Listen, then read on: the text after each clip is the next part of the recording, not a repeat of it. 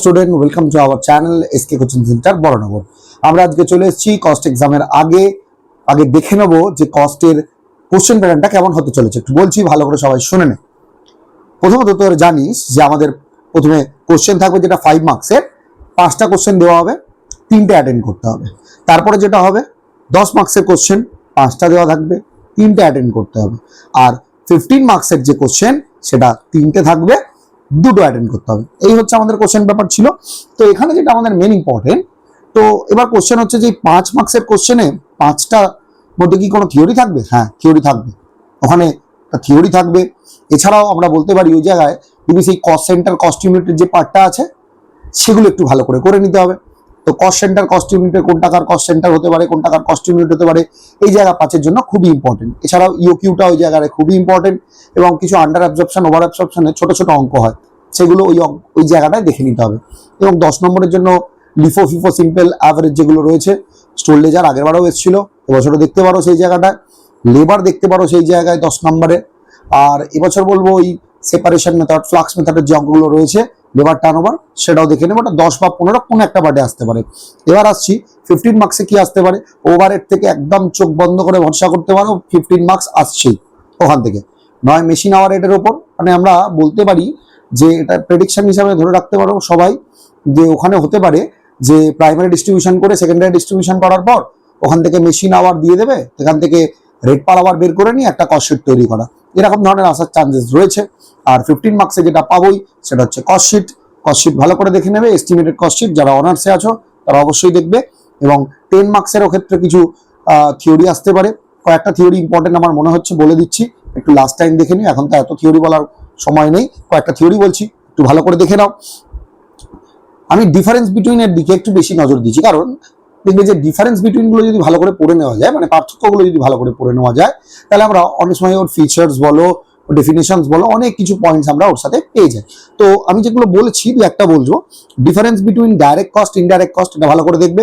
আগের বছর অনার্সে বোধ হয় কস্ট সেন্টার আর কস্ট ইউনিটের পার্থক্যটা এসে গেছে, তবুও দেখে যাবে, কারণ আসতেই পারে, রিপিট হয়। আর আরেকটা দেখবি যে ফিক্সড কস্ট আর ভেরিয়েবল কস্টের মধ্যে পার্থক্য কি হতে পারে, সেই জায়গাটা ভালো করে দেখবে। এছাড়াও আইডিয়াল টাইমের জায়গাটা খুব ভালো করে দেখবে। আইডিয়াল টাইম কি করে কন্ট্রোল করা যায়, ক রকমের আইডিয়াল টাইম রয়েছে, এগুলো খুব ভালো করে দেখবে। এছাড়াও স্টোর লেজার আর বিন কার্ডের মধ্যে একটা পার্থক্য আছে, ওই জায়গাটাও খুব ভালো করে দেখে নেবে। আর আইডিয়াল টাইমের জায়গাটা কেন ভালো করে বলছো, অলস সময়ের ওই জায়গাটা থেকে খুব কোশ্চেন আসে যে কি করে তাকে কন্ট্রোল করা যেতে পারে, কত ধরনের অলস সময় আছে, এই জায়গাগুলো আইডিয়াল টাইমে ভালো করে দেখে নেবে। তো এই মোটামুটি থিওরি। আর যদি কারোর কিছু লাগে থিওরিতে কোনো, আমার যে নাম্বার আছে আমাদের এসকে কোচিং সেন্টারে কন্ট্যাক্ট করো, আমরা আমাদের সাজেশন পাঠিয়ে দেবো। এছাড়াও কয়েকটা ইম্পর্টেন্ট বলে দিলাম, যেহেতু লাস্ট টাইম সাজেশনের মধ্যে থেকে। আর অঙ্কের জন্য আমি যে বইটা সাজেস্ট করেছি, আমরা যেটা জানিস বাসুয়ান দাস বা বাসু দত্ত, কোনো একটা, নামটা মনে পড়ছে না ঠিক কারেক্টলি। তো ওই যেটা ব্ল্যাক কালারের কভার আছে ওই বইটা থেকে কিছু কোশ্চেন পেজ নাম্বার বলে দিচ্ছি, একটু ভালো করে দেখে নেবে। সেটা হচ্ছে যে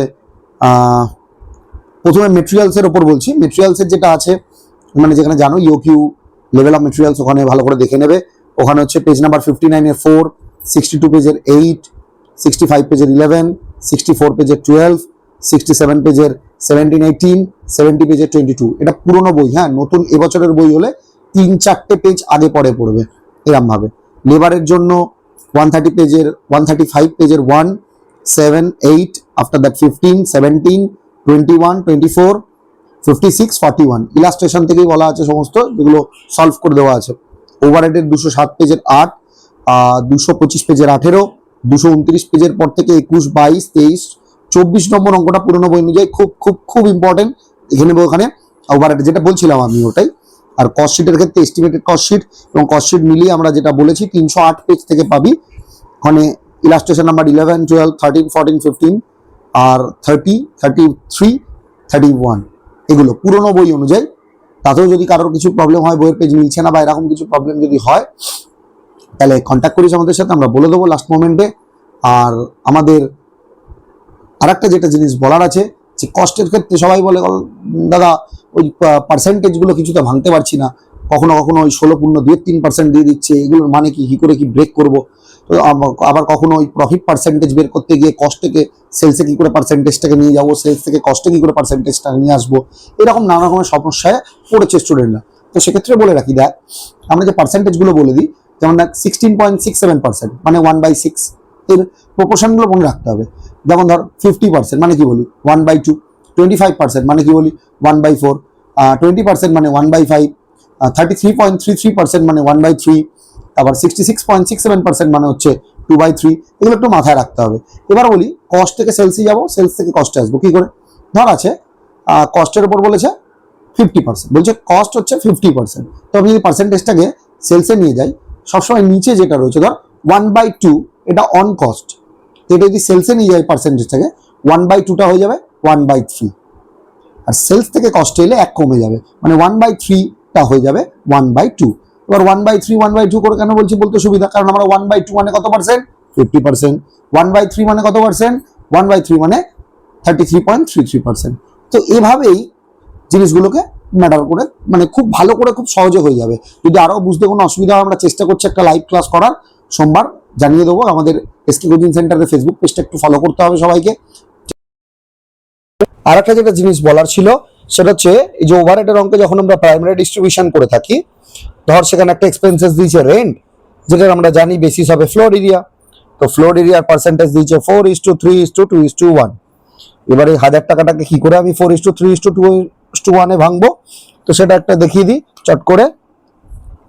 4:3:2:1, এর টোটালটা কত 10, ক্লিয়ার, এর টোটালটা হচ্ছে 10, আর 1000কে ভাঙতে হবে। দেখ এই রেশিওতে খুব সহজে চট করে হয়ে যাবে।